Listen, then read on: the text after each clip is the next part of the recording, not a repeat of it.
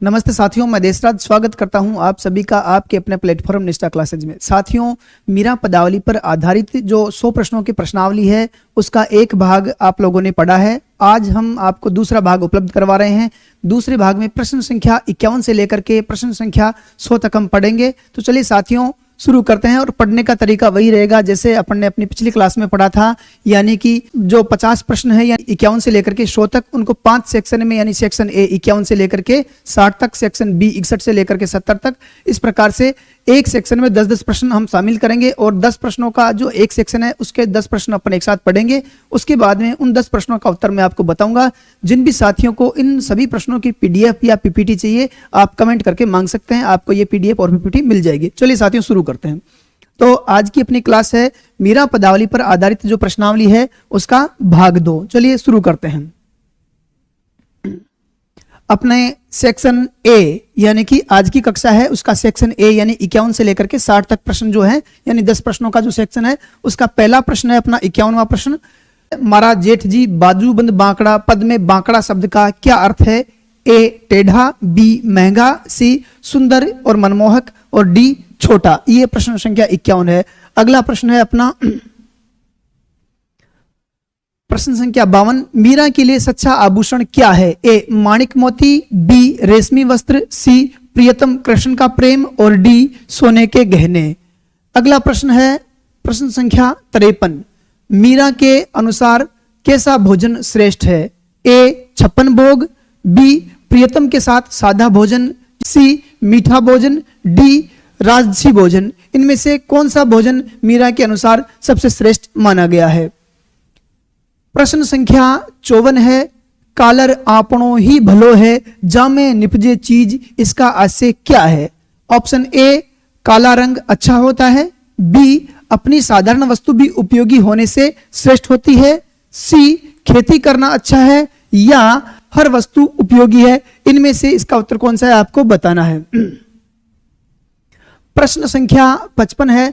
बर्जी में काहूं कि ना रहूं, इसमें मीरा का कौन सा भाव व्यक्त हुआ है या कौन सा भाव है, ये आपको बताना है। ए अधीनता का, बी स्वतंत्रता और निश्चय का भाव, सी भय का भाव और डी दुख का भाव। इनमें से कौन सा भाव इसमें मीरा का व्यक्त हुआ है ये आपको बताना है। प्रश्न संख्या 56 है। मीरा संसार से दूर रहकर कौन सा सुख लेना चाहती है? ए सांसारिक सुख, बी हरि सुख यानी साधु संगति, और सी एकांत सुख और डी राजसी सुख। इनमें से कौन सा सुख मीराबाई संसार से दूर रह करके लेना चाहती है ये आपको बताना है। प्रश्न संख्या 57 है। नई भावे थारो देसड़ लो रंग रूडो में रंग रूडो किसके लिए आया है ये आपको बताना है। प्रश्न संख्या 57 पुनः दोहरा देता हूं। नई भावे थारो देसड़ लो रंग रूडो में रंग रूडो किसके लिए आया है? ए सुंदर प्रदेश के लिए, बी भौतिक आडंबर से युक्त मेवाड़ के लिए, और सी कृष्ण प्रेम का देश, और डी विदेश। इनमें से किसके लिए रंगडू शब्द आया है ये आपको बताना है।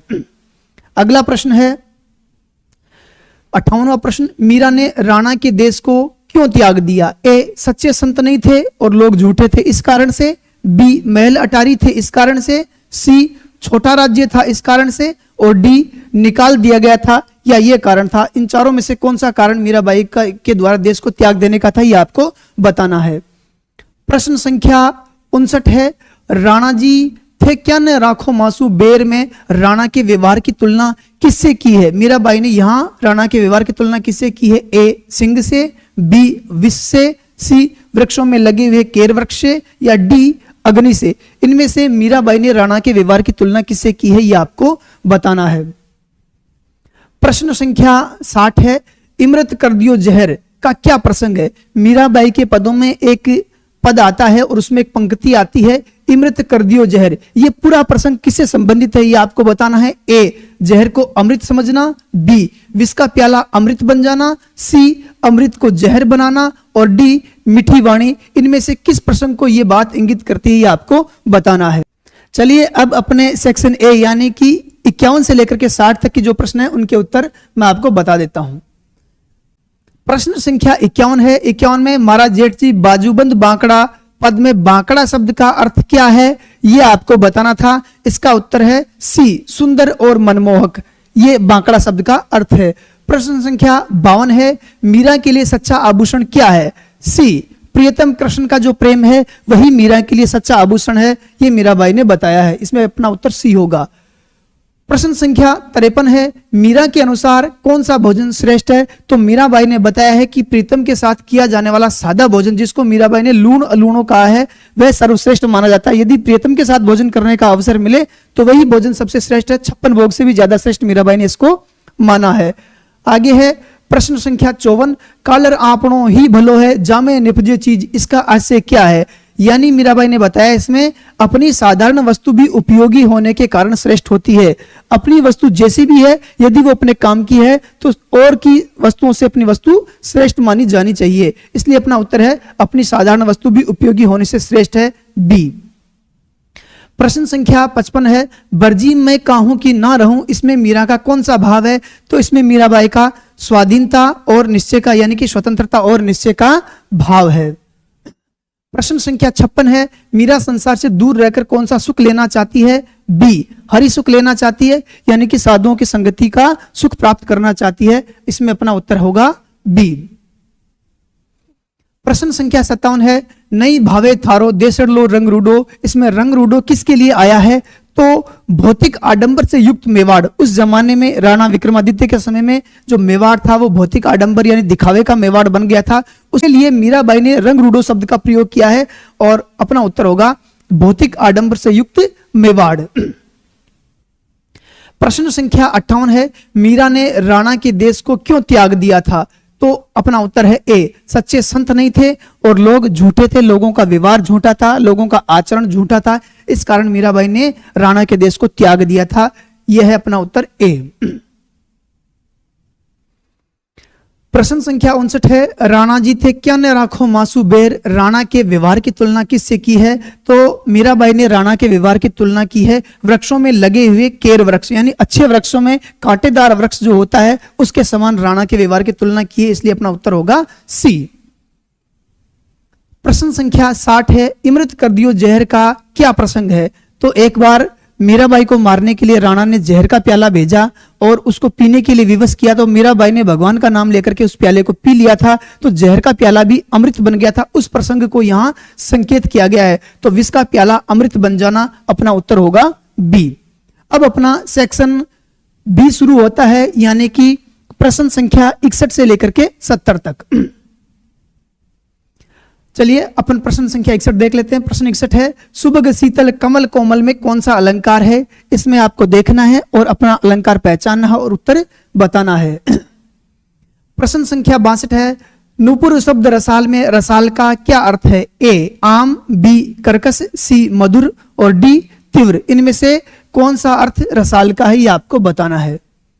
प्रश्न संख्या 63 है, मीरा ने अपनी प्रेम बेल किससे सींची है?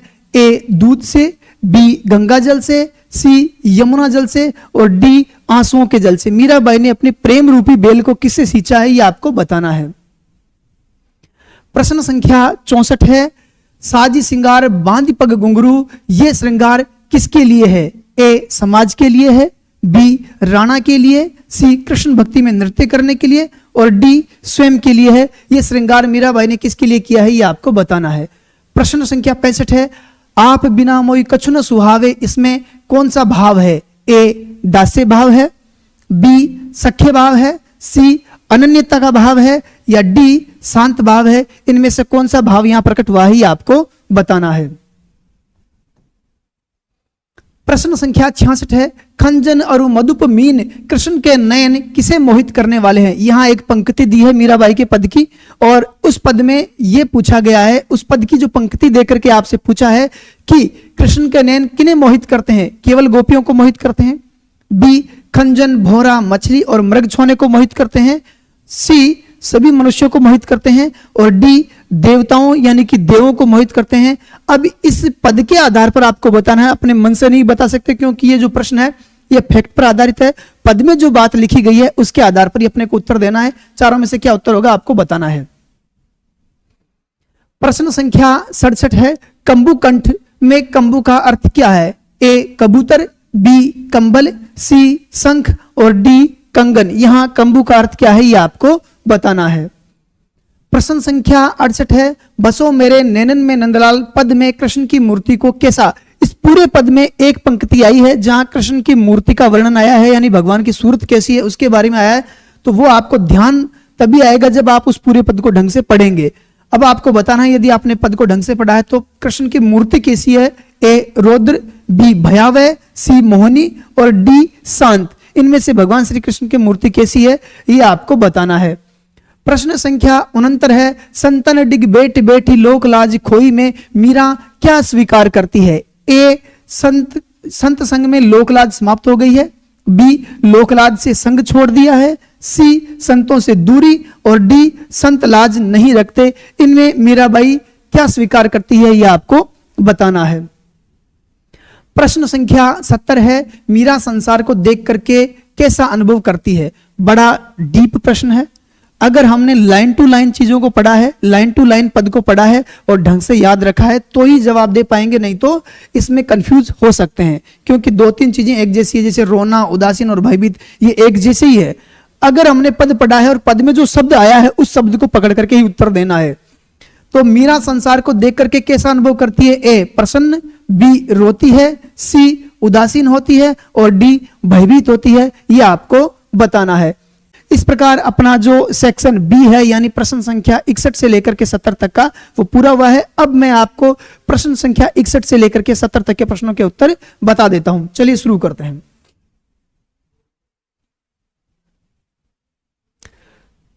सेक्शन बी का अपना पहला प्रश्न यानी 61वां प्रश्न है, सुबह शीतल कमल कोमल में कौन सा अलंकार है। इसमें अपना उत्तर है सी अनुप्रास अलंकार है, क्योंकि यहाँ क और क की आवृत्ति हो रही है और यहाँ स की ध्वनि की आवृत्ति हो रही है। जहां एक ही ध्वनि की बार बार आवृत्ति हो तो वहां अनुप्रास अलंकार होता है। प्रश्न संख्या 62 है, नुपुर शब्द रसाल में रसाल का अर्थ क्या है। तो यहां रसाल का अर्थ मीठा, मधुर या अच्छा लगने वाले से है, तो यहां है मधुर। प्रश्न संख्या 63 है, मीरा ने अपनी प्रेम बेल किससे सींची है। तो मीराबाई ने अपनी प्रेम बेल किससे सींची है। असवन से सींची है, आंसुओं के जल से सींची है, आंसुओं के जल से। अपना उत्तर डी होगा। प्रश्न संख्या 64 है, साज श्रृंगार बांधी पग घुंघरू या घुंघरा, ये श्रृंगार किसके लिए है। ये श्रृंगार है कृष्ण भक्ति में नृत्य करने के लिए। इस प्रकार अपना उत्तर होगा सी। 65वां प्रश्न है, आप बिना मोई कछनो सुहावे, इसमें कौन सा भाव है। इसमें मीराबाई का अनन्यता का भाव है। अनन्यता का भाव उसको कहते हैं जहां हमें कोई एक व्यक्ति या वस्तु पसंद आ जाए और उसके अलावा हमें कुछ भी अच्छा नहीं लगे, उसको कहते हैं अनन्यता। यानी अन्य कोई भी चीज पसंद नहीं आए उसको कहेंगे अनन्यता। तो पद में क्या करें, आप बिना मोई कछनो सुहावे, यानी आपके अलावा मुझे कुछ भी अच्छा नहीं लगता, यानी आपके अलावा अन्य कोई भी चीज अच्छी नहीं लगती। तो ये क्या हो गया, अनन्यता।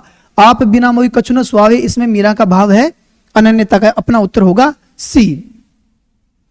प्रश्न संख्या 66 है, खंजन और मधुप मीन कृष्ण के नयन किन्हें मोहित करने वाले हैं। तो खंजन, भौरे, मछली और मृग छोना इनको मोहित करने वाले नयन है, ऐसा पद में मीराबाई ने बताया था।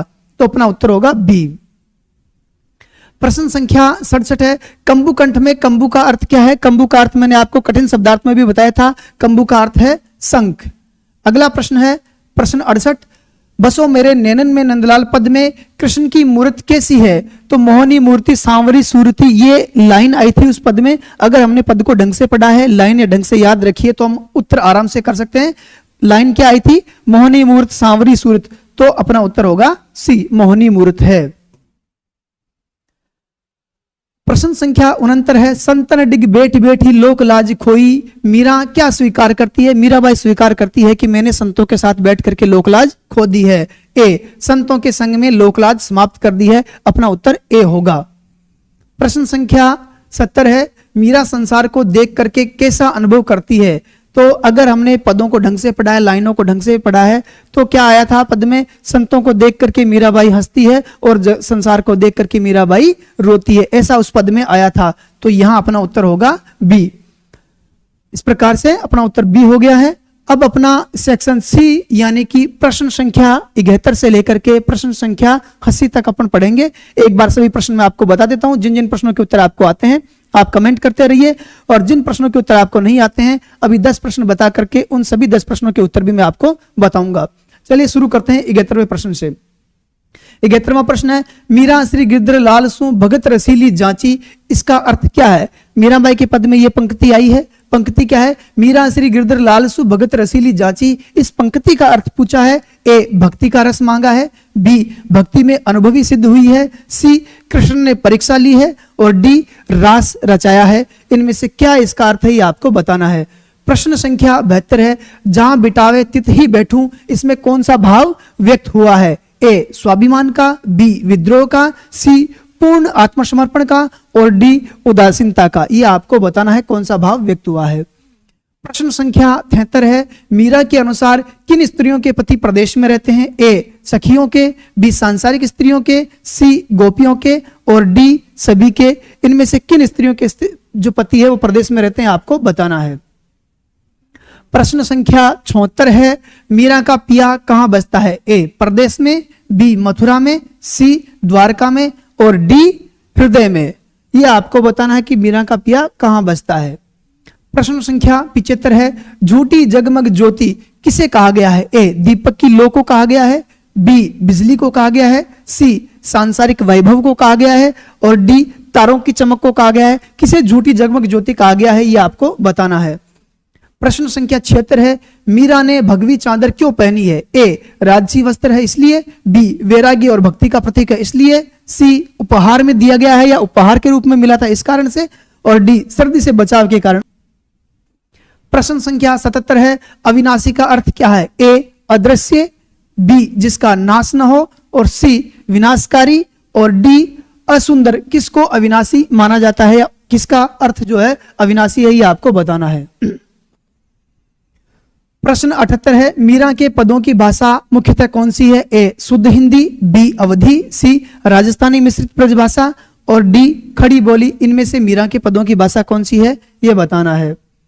प्रश्न संख्या 79 है, त्रिविध ज्वाला में कौन सी ज्वाला शामिल नहीं है? यानी 3 ज्वालाएं त्रिविध ज्वाला में शामिल की जाती, एक ऐसी है जो त्रिविध ज्वाला में शामिल नहीं की जाती। कौन सी है? ए, दैहिक। बी, दैविक। बी, भौतिक। और डी, आध्यात्मिक। इनमें से कौन सी त्रिविध ज्वाला में शामिल नहीं है, यह आपको बताना है। प्रश्न संख्या 80 है, गिरधर नागर में नागर का अर्थ क्या है? ए, नगरवासी। बी, चतुर या सुंदर पुरुष। और सी, नाग धारण करने वाला। और डी, नाविक। इसमें से नागर का अर्थ क्या है, यह आपको बताना है। इस प्रकार अपना सेक्शन सी यानी कि 71 से लेकर के 80 तक के जो प्रश्न हैं वो पूरे हो गए हैं। वो प्रश्न मैंने आपको बता दिए हैं। अब मैं आपको इनके उत्तर बताऊंगा। जिन जिन प्रश्नों के उत्तर आपको आते हैं आप कमेंट करते जाइए, जिनके उत्तर नहीं आते हैं उनके उत्तर अब मैं आपको बता देता हूं। तो अपना 71वां प्रश्न है, जल्दी से जल्दी पूरा कर लेते हैं।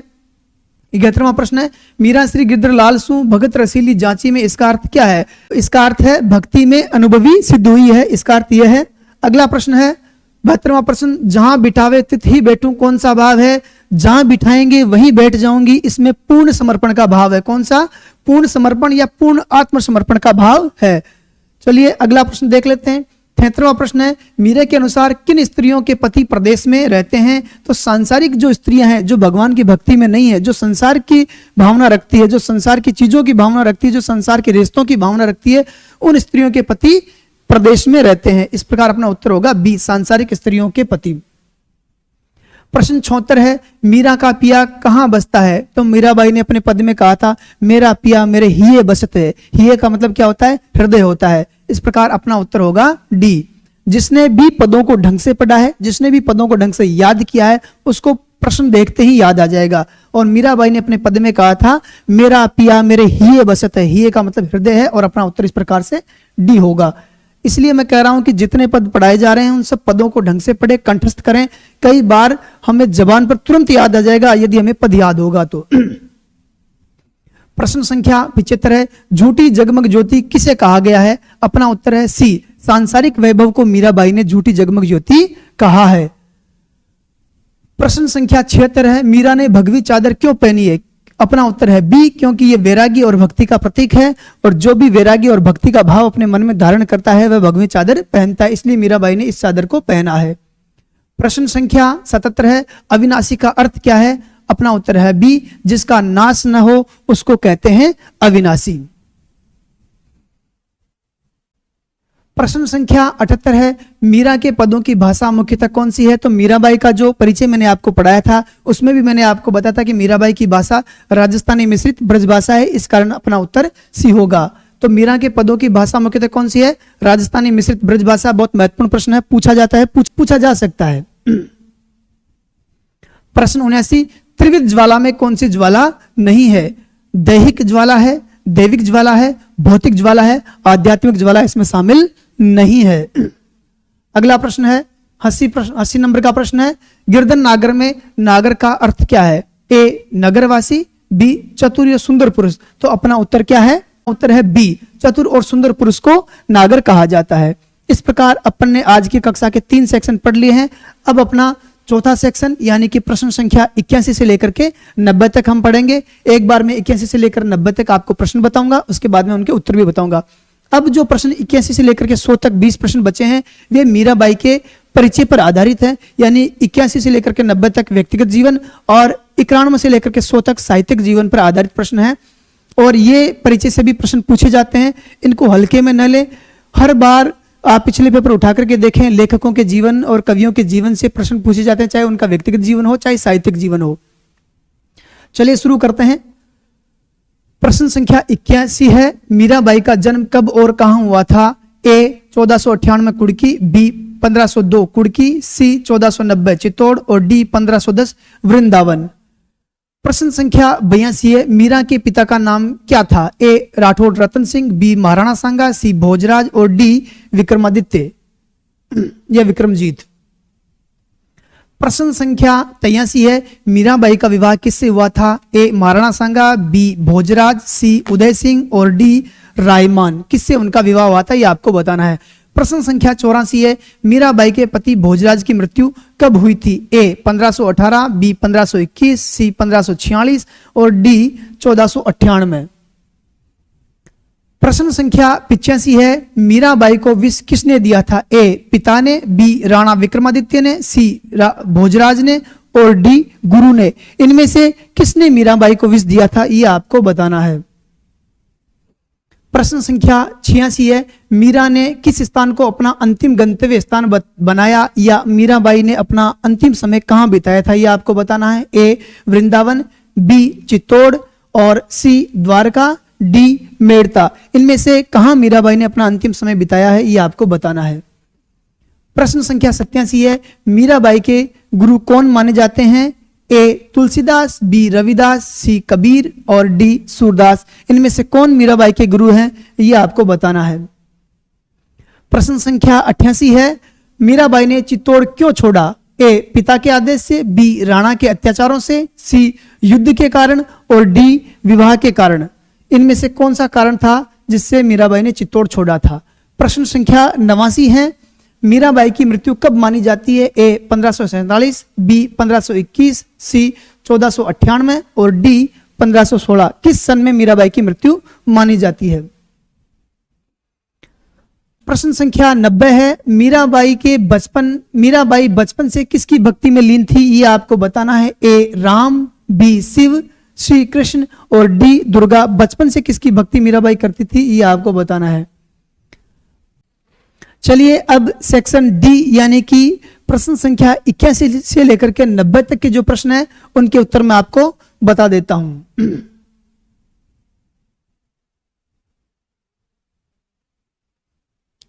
प्रश्न संख्या 81 है, मीराबाई का जन्म कब और कहां हुआ था? तो मीराबाई का जन्म 1498 ईस्वी में कुड़की गांव में हुआ था, यह आपको ध्यान रखना है, पूछा जाता है इस प्रकार का प्रश्न। प्रश्न संख्या 82 है, मीराबाई के पिता का नाम क्या था? तो मीराबाई के पिता का नाम था राठौड़ रतन सिंह। प्रश्न संख्या 83 है, मीराबाई का विवाह किससे हुआ था? मीराबाई का विवाह हुआ था भोजराज से, राजकुमार भोजराज थे मेवाड़ के, उनसे मीराबाई का विवाह हुआ था। प्रश्न संख्या 84 है, मीराबाई के पति भोजराज की मृत्यु कब हुई थी? तो मीराबाई के पति भोजराज की मृत्यु हुई थी 1521 ईस्वी में। प्रश्न संख्या 85 है, मीराबाई को विष किसने दिया था? अपना उत्तर है बी राणा विक्रमादित्य ने मीराबाई को विष दिया था। प्रश्न संख्या 86 है, मीराबाई ने किस स्थान को अपना अंतिम गंतव्य बनाया या अंतिम कहां मीराबाई ने अपना समय बिताया? वह है द्वारका। द्वारका में एक रणछोड़ जी का मंदिर है या रणछोड़ राय जी का मंदिर है, वहां मीराबाई ने अपना अंतिम समय बिताया था और कहा जाता है कि उस मूर्ति में ही मीराबाई समा गई थी। प्रश्न संख्या 87 है, मीराबाई के गुरु कौन माने जाते हैं? ए तुलसीदास, बी रविदास, सी कबीरदास और डी सूरदास। तो रविदास यानी कि रैदास को मीराबाई का गुरु माना जाता है, ये ध्यान में रखने योग्य है। प्रश्न संख्या 88 है, मीराबाई ने चित्तौड़ क्यों छोड़ा था? तो अपना उत्तर है बी, राणा के अत्याचारों से तंग आकर के, राणा के अत्याचारों से परेशान होकर के मीराबाई ने चित्तौड़ छोड़ दिया था। प्रश्न संख्या 89 है, मीराबाई की मृत्यु कब मानी जाती है? हालांकि ये प्रश्न विवादास्पद है क्योंकि इसके बारे में अभी निश्चय नहीं हुआ है। कुछ विद्वान 1546 मानते हैं, कुछ 1547 मानते हैं और कुछ 1548 मानते हैं। अब अपने ऑप्शन में केवल एक है 1547, इस कारण अपना उत्तर ए होगा। 1547 में मीराबाई की मृत्यु मानी जाती है। प्रश्न 90 है, मीराबाई बचपन से किसकी भक्ति में लीन थी? भगवान श्री कृष्ण की भक्ति में लीन थी, ये तो सब कोई जानता है। अब अपना सेक्शन ई यानी कि प्रश्न संख्या 91 से लेकर के 100 तक अपन पढ़ेंगे। एक बार में प्रश्न संख्या 91 से लेकर के 100 तक के सभी प्रश्न आपको बता देता हूं, उसके बाद में इनके उत्तर भी बता दूंगा। प्रश्न संख्या 91 है, मीराबाई की प्रमुख रचनाएं किस नाम से जानी जाती है? ए पदावली, बी रामचरितमानस, सी गीत गोविंद और डी पद्मावत। मीराबाई की जो रचनाएं हैं किस नाम से जानी जाती है, आपको यह बताना है। प्रश्न संख्या 92 है, मीराबाई के काव्य का मुख्य विषय क्या है? ए राम भक्ति, बी ज्ञान भक्ति, सी कृष्ण भक्ति और डी सूफी प्रेम। इनमें से मीराबाई के काव्य का प्रमुख विषय क्या है, ये आपको बताना है। प्रश्न संख्या 93 है, मीराबाई की भाषा मुख्यतः कौन सी है? ए शुद्ध हिंदी, बी ब्रजभाषा, सी राजस्थानी मिश्रित ब्रजभाषा और डी अवधी। इनमें से मीराबाई के काव्य की कौन सी भाषा है, ये आपको बताना है। प्रश्न संख्या 94 है, मीराबाई के काव्य की प्रमुख विशेषता क्या है? ए श्रृंगार रस, बी निस्वार्थ कृष्ण प्रेम, सी युद्ध वर्णन और डी नीति की कथाएं। इनमें से मीराबाई के काव्य की प्रमुख विशेषता क्या है, ये आपको बताना है। पायो जी मैंने राम रतन धन पायो किस भक्ति से संबंधित है? बड़ा गहरा प्रश्न है, ये आपको बताना है। ए कृष्ण भक्ति, बी राम भक्ति, सी शिव भक्ति और डी ज्ञान मार्ग। यहां पायो जी मैंने राम रतन धन पायो किस भक्ति से संबंधित है, ये आपको बताना है। प्रश्न संख्या 96 है, मीराबाई के काव्य में कौन सा रस प्रधानता से पाया जाता है? ए वीर रस, बी भक्ति रस, सी करुण रस और डी श्रृंगार रस। मीराबाई के काव्य में सबसे प्रमुख रस कौन सा है? प्रश्न संख्या 97 है, राग गोविंद रचना किससे संबंधित है? ए रामकथा, बी कृष्ण लीला, सी युद्ध नीति और डी सती प्रथा। इनमें से किससे संबंधित है? प्रश्न संख्या 98 है, मीराबाई के पदों में गिरधर नागर किसके लिए प्रयुक्त हुआ है? ए रविदास, बी भोजराज, सी कृष्ण और डी राणा सांगा। इनमें से किसके लिए गिरधर नागर शब्द का प्रयोग हुआ है? प्रश्न संख्या 99 है, मीराबाई की काव्य शैली कैसी है? ए अलंकार प्रधान है, बी सहज और सरल है, सी संस्कृत निष्ठ है और डी दोहा प्रधान है। इनमें से आपको बताना है कि मीराबाई की शैली कौन सी है, प्रमुखता से किसको मीराबाई ने अपनाया है। प्रश्न संख्या 100 यानी कि अपनी इस कक्षा का आखिरी प्रश्न है, मीराबाई का साहित्यिक भक्ति आंदोलन किस धारा को मजबूत करता है? मीराबाई किस धारा से जुड़ी हुई है या किस धारा की कवियत्री मानी जाती है? ए निर्गुण, बी सगुण कृष्ण भक्ति और सी सूफी, डी रीति। इनमें से किस काव्य धारा की कवियत्री मीराबाई मानी जाती है, ये आपको बताना है। जिन जिन प्रश्नों के उत्तर आते हैं कमेंट करें। अब मैं इन प्रश्नों के उत्तर आपको बता देता हूं। प्रश्न संख्या 91, मीराबाई की प्रमुख रचनाएं किस नाम से जानी जाती है? मीराबाई की रचना को उनकी पदावली के नाम से जाना जाता है या मीराबाई की पदावली या पदावली उनको कहते हैं। अपना उत्तर ए होगा। प्रश्न संख्या 92, मीराबाई के काव्य का मुख्य विषय क्या है? तो कृष्ण भक्ति ही मीराबाई के काव्य का मुख्य विषय है, ये अपने सबको मालूम है, सरल प्रश्न है। मीराबाई की भाषा मुख्यतः कौन सी है? सी राजस्थानी मिश्रित ब्रज भाषा मीराबाई के काव्य की प्रमुख भाषा है, इसमें अपना उत्तर सी होगा। मीराबाई के काव्य की प्रमुख विशेषता क्या है? बी निस्वार्थ कृष्ण प्रेम को मीराबाई ने अपने काव्य में प्रकट किया है और यही मीराबाई के काव्य की प्रमुख विशेषता है, ये आपको ध्यान में रखना है। बड़ा गहरा प्रश्न जिसको मैंने बताया था पायो जी मैंने राम रतन धन पायो, ये मीराबाई का पद है, और राम रतन धन मीराबाई ने भगवान श्री कृष्ण की भक्ति के लिए इसका प्रयोग किया है। तो दोनों ही ऑप्शन में कृष्ण भक्ति के लिए, राम भक्ति के लिए, शिव भक्ति और ज्ञान मार्ग, इन 4 ऑप्शन है। चारों में से 2 ऑप्शन आ गए, राम भक्ति और कृष्ण भक्ति। क्योंकि भगवान श्री राम का नाम यहां आया है तो ऑप्शन में देखते ही हम राम भक्ति कह सकते हैं। पर क्योंकि मीराबाई ने भगवान श्री राम को और श्री कृष्ण को अभेद्य माना है और भगवान श्री कृष्ण को ही राम माना है और भगवान श्री कृष्ण की भक्ति करती थी, इसलिए पायो जी मैंने राम रतन धन पायो भगवान श्री कृष्ण की भक्ति से संबंधित माना जाता है। प्रश्न संख्या 96 है, मीराबाई के काव्य में कौन सा रस प्रदान है? तो मीराबाई के काव्य में अगर 2 को एक साथ जोड़ के कहा जाता तो भक्ति और श्रृंगार रस दोनों मीराबाई के काव्य में पाया जाता है, लेकिन दोनों को अलग अलग ऑप्शन में रखा है। तो क्योंकि मीराबाई भक्ति काल की कवयित्री है और भक्ति ही इनका प्रधान विषय है, इसलिए बी अपना उत्तर होगा। यदि इनको साथ मिला करके रखा जाए तो भक्ति और श्रृंगार दोनों पाए जाते हैं, अलग अलग ऑप्शन में रखा जाएगा तो फिर अपना उत्तर बी हो जाएगा, यानी कि भक्ति रस जो है मीराबाई के काव्य का प्रमुख रस है। राग गोविंद रचना किससे संबंधित है? राग गोविंद रचना मीराबाई की रचना है और यह भगवान श्री कृष्ण की लीलाओं से संबंधित है, इसलिए अपना उत्तर होगा बी, कृष्ण लीला से संबंधित है। प्रश्न 98, मीराबाई के पदों में गिरधर नागर किसके लिए प्रयुक्त हुआ है? मीराबाई के पदों में गिरधर नागर भगवान श्री कृष्ण के लिए प्रयुक्त हुआ है। प्रश्न संख्या 99, मीराबाई के काव्य की शैली कैसी है? तो मीराबाई के काव्य की शैली सहज और सरल है, ज्यादा अलंकारों का प्रयोग नहीं किया है, सीधी और सरल भाषा में अपनी बात कही है, तो इसमें अपना उत्तर बी होगा। यह बड़ी प्रमुख विशेषता है और पूछा जा सकता है, क्योंकि बहुत कम कवि हैं जो सीधी सरल भाषा में अपनी बात कहते हैं और मीराबाई उनमें से एक है। प्रश्न संख्या 100, मीराबाई का साहित्यिक भक्ति आंदोलन किस धारा को मजबूत करता है? तो मीराबाई सगुण कृष्ण भक्ति धारा की कवयित्री है, इसलिए अपना उत्तर बी होगा। साथियों, इस प्रकार मीराबाई की जो पदावली है उस पर आधारित 100 प्रश्नों की प्रश्नावली की आज दूसरी और आखिरी कक्षा अपनी पूरी हो गई है। अब हम बिहारी पर आधारित कक्षाएं लेकर के आएंगे। बिहारी पर आधारित कक्षाओं को पढ़ने के लिए हमारे चैनल पर बने रहिए, लाइक और सब्सक्राइब करिए। आपका सहयोग हमें मनोबल प्रदान करता है, आप हमें सहयोग करें। धन्यवाद।